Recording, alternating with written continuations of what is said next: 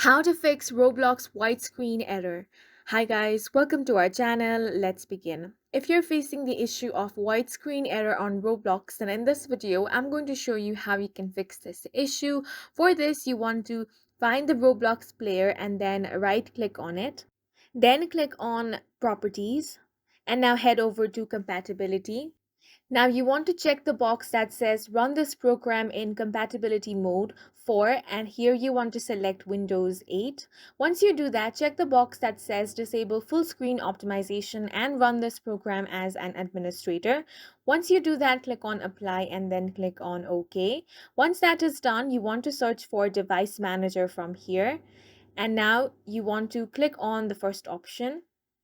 From here, click on display adapters and now right click on this and then click on update drivers. Now click on the first option.